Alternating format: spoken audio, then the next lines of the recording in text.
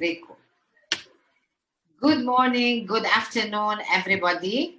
This is our monthly Babe Talks, which is all about being bold, authentic, badass, empowered, and empowering. I am Pauline Sawaya, a passionate entrepreneur who works with women, and it's an invitation for all the women to be more babes in the meaning of more babes intellectually. So again, bold, authentic, badass, empowered, and empowering. So our guest this month is an exceptional friend, Zeina Ghossoub. Zeina is a doctor in counseling and human behavior, as well as a wellness and leadership coach, in addition to being a very dear friend. So welcome, Zeina. Thank you, Pauline. Thank you for having me. Thank you so much. It's our pleasure, Zeina. And really, the purpose of this is really to inspire women, because most of the women now feel stuck in their careers or feel stuck at home, or at different stages because of what's happening around us. It's amplified now. So this is why this invitation, just to try to inspire them to take some actions. So Zeina, I would like you to share with us, how did you start your career? Which one? Any career. I think you're a doctor in counseling and human behavior and wellness and leadership coach. So let's focus on those things. I know you do many other things. Yes. So it's the way I started this career was actually by not by mistake, but by sheer love of human service and helping definitely people. Because I come from a background of, I have a doctorate also in dietetics. So I'm a dietitian, and I have a PhD in nutritional sciences. So, I spent years as a dietitian, and in dietetics, which is the science of food, to heal a human being from disease. It is actually, that's what it is. So I spent years in helping people, and I found that I reached a roadblock somewhere in my career while doing dietetics work. And if you look at the literature, you can see that compliance of patients is usually 85% the first 3 months, and then it goes back to 25%. And the success rate of any dietary plan from ages till now lies on behavior modification. Yes. So there's a lot of failure in successes in following a treatment plan as a dietary treatment, not necessarily for weight loss, for any kind of disease, for hypercholesterolemia, for diabetes, for kidney disease, for any kind. So it got me intriguing, and this is where my search started for programs, and that is way back in the 2000s, early 2000s. So around 2004, I bumped into coaching. But I bumped into holistic coaching first. And then I decided, no, I wanted to go more at the graduate level. So I joined the College of Executive Coaching, and I did executive coaching and leadership coaching at the graduate level. And this kicked off my career. And I started, once you start, you don't stop. And in this journey, because you did transformation from one, you've moved places, you've moved careers, you grew. What was one of the major challenges, especially Zeina as a woman? Yes, especially as a woman, and I lived between countries. So I lived in the USA and Lebanon. So تقريبا around 3/4 in Lebanon and 1/4 in the United States because of family commitments. So that was very interesting for many people that I could do that. and it was very interesting for me. And I wanted to prove that it could be done.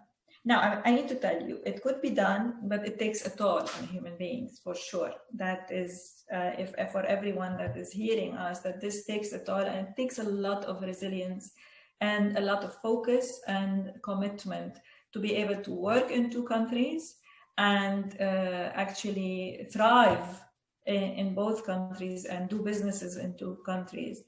And I think the most important factor in all of this for sustainability was my commitment to service, really, and professional service for everyone I work with, be it in the United States or in Lebanon and the Gulf region.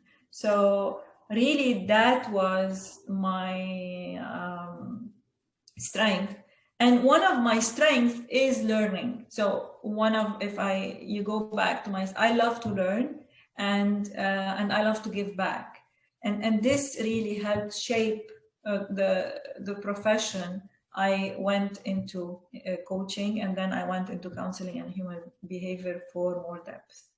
Yeah, and you mentioned one very important thing about normally, because I come from the corporate world, what stops women from stepping forward is this thing about, I don't want to travel, I want to stay with my family, and this stops them from thriving in their business and thriving in their career, because they don't take this extra step of commitment to their careers. Sometimes because sometimes they're scared, sometimes they don't have the support. So in your case, what was the key in, I know it's your mindset, definitely, and it's your commitment as well to success. But what was it as well that kept you were flying in between countries, huh? You were flying in between countries, and it was not easy being married, having a family, having kids. It's not easy. And this would stop some women from doing that. So in that case, what is one thing that really kept you going? Really, and if you want to think about it, Mazboot, it is creating a very good infrastructure for yourself and a great support system. And to reach out for help once you cannot anymore. So the first thing that what I started to do was, in Lebanon, we have a very good support system if we choose to have that support system. So I reached out. So I created a very good support system for me in Lebanon, from the nitty-gritty details of the household to childcare to we are also caretakers of our families, of our mothers, of our in-laws, so to all of these nitty-gritty to my business. Yes. And in the States, I did the same. Of course, the kids did not travel with me back and forth, or my husband used to travel also back and forth. So we managed our schedules so what was great management and a great support. And I used to spend a lot of their summers in the States, so we can, manage between work and play. So this is really, so management and support, and ask for help when you need help, because there are so many wonderful people out there that are ready to help you and support, and then manage it in a good way. Definitely, support system is crucial, because we need it in every step of our careers, definitely. Okay, and I know you're a coach, okay, and from my experience as well being a coach, I know it's very important for people to have mentors and coaches throughout their careers. What is your take on that as well, Zeina? Absolutely a big yes. So all throughout my career, since I started, even before I started being a coach, even when I was only doing dietetics, I had a mentor. Yeah. So I had a mentor then and there, all the way through. I had a mentor in Lebanon, a wonderful female doctor that I always look up to. Since actually, if you wanna go even back, I've had a mentor since I was in school. Yeah. So my biology teacher that actually follows me to this day, that was the instigator to me going into the field of dietetics in the first place, and she's my greatest cheerleader up till now. So so I've had a mentor since then, and then when I became a coach, I had a coach and I have a mentor. I still do till this day.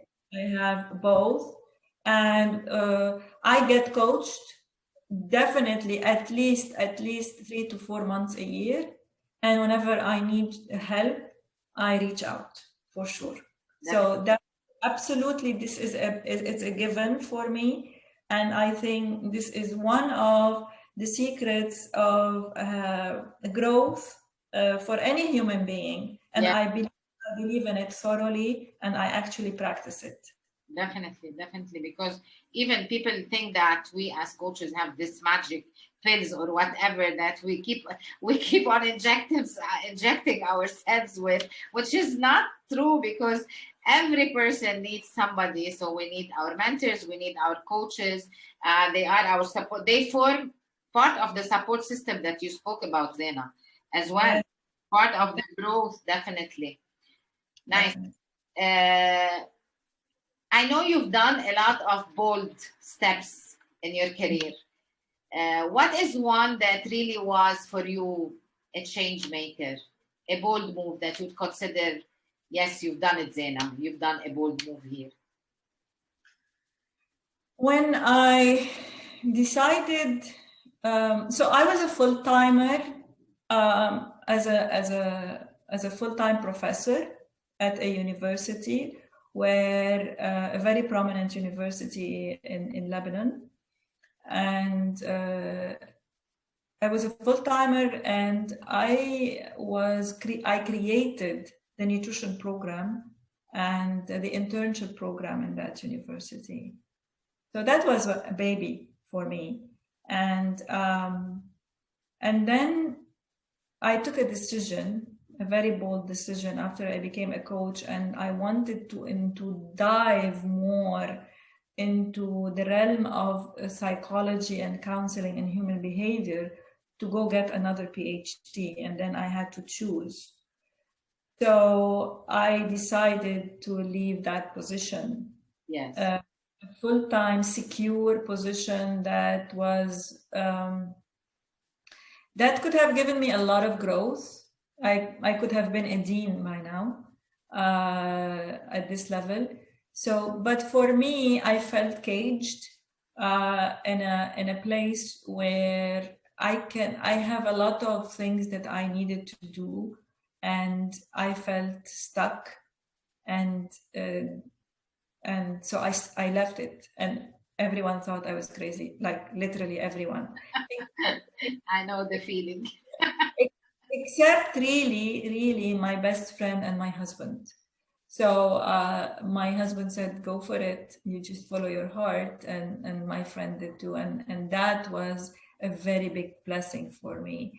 I think that is very bold, because when you are in a state of security in Lebanon, specifically financial security, where you have also, I love the work. So I love the students. I love the interaction. I created so many programs. Many of the programs are still running till now. And so it was really very difficult. And I shifted completely into being a learner again, and definitely doing the work in coaching. So I do believe that is a big shift, definitely. Definitely it is. And what was the fuel behind it?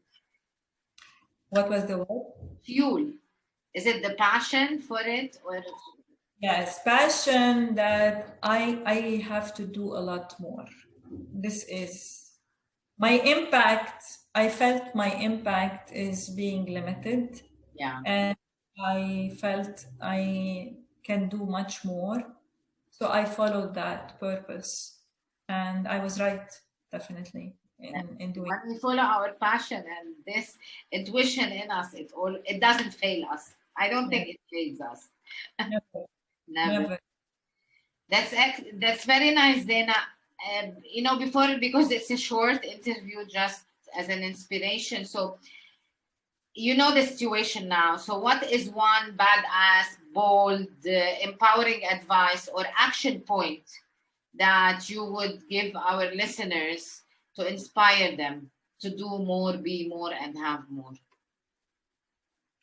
I'm a firm believer, and I have lived the experience myself through many phases in my life, and this is what I preach to all of the people I work with and my coaches and my students, because I am also a faculty member at the College of Executive Coaching, and now recently to many physicians I'm working with.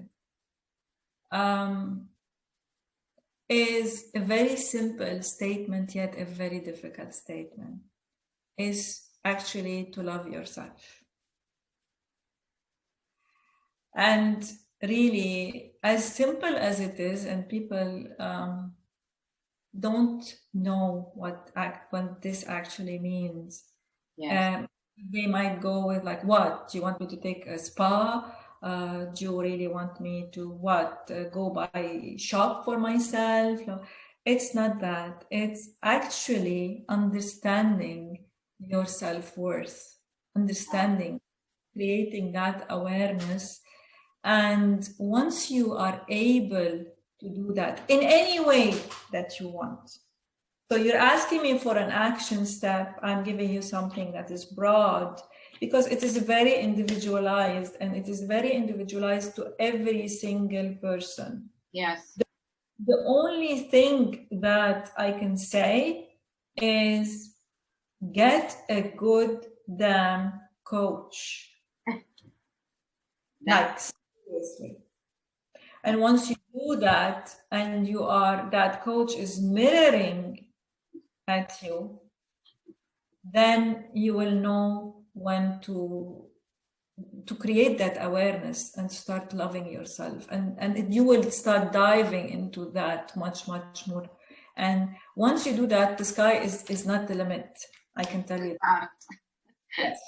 Definitely, then I love this statement because really, so many women don't know themselves well enough to love themselves well enough. So they need to have this awareness of what ticks, what triggers, what makes them thrive, how to empower themselves, and all of that. And by loving themselves, this is key, definitely.